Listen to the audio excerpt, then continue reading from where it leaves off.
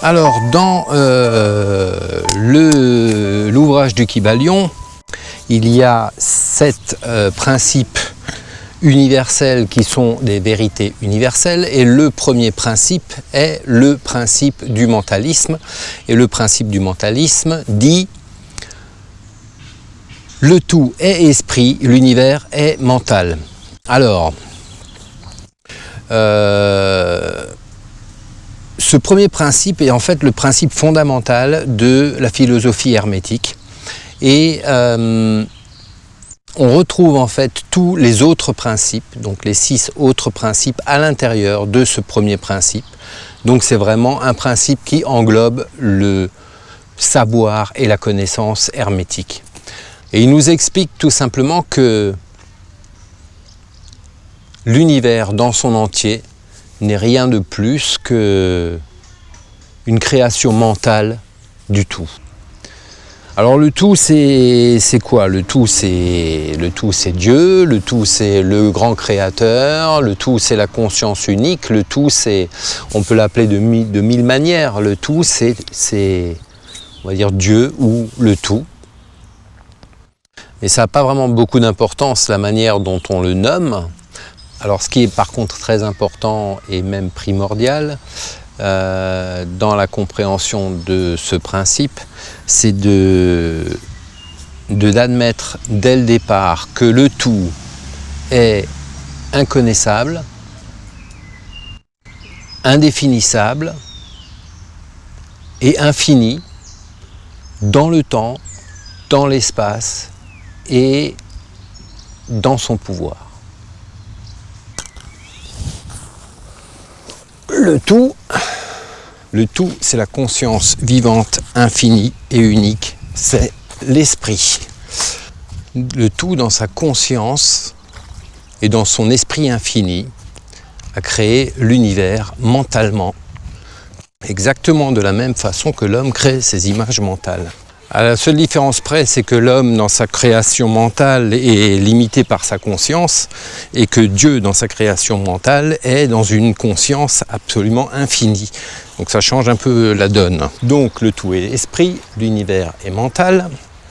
Donc ça signifie tout simplement que rien n'existe en dehors de l'esprit du tout. Et c'est là qu'il est important de prendre en compte ce qu'on peut appeler le divin paradoxe, en tout cas le paradoxe, du point de vue absolu et du point de vue relatif. Alors d'un point de vue absolu, d'un point de vue divin, du point de vue du grand tout, rien dans l'univers, et pas plus nous que quoi que ce soit d'autre, n'existe en réalité. Tout ce qui nous entoure, l'univers dans son entier, n'est qu'une illusion. Mais d'un point de vue terrestre et humain, il est important et même primordial de considérer que tout cela est réel, et bien réel. Et alors une fois ce principe et cette réalité admise et comprise, il est facile de comprendre également que le tout est dans tout, Dieu est en tout, et que nous sommes dans Dieu, nous sommes dans le tout également. Alors l'homme n'est pas Dieu, bien évidemment, mais l'homme ainsi que l'univers est soumis exactement aux mêmes règles que le tout, aux mêmes lois que le tout. Et c'est là que le principe du mentalisme et que tous les principes hermétiques en général deviennent un art sacré et un enseignement supérieur, un enseignement énorme, car cet enseignement, pour ceux qui le maîtrisent, peut transformer absolument tout dans la vie, dans la matière.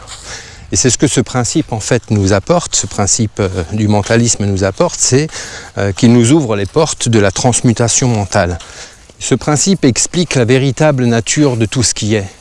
Il nous montre la vérité de tout ce qui est, il nous explique qu'en réalité, tout ce qui vit dans l'univers est constitué de 3 choses, la conscience, l'énergie et la matière.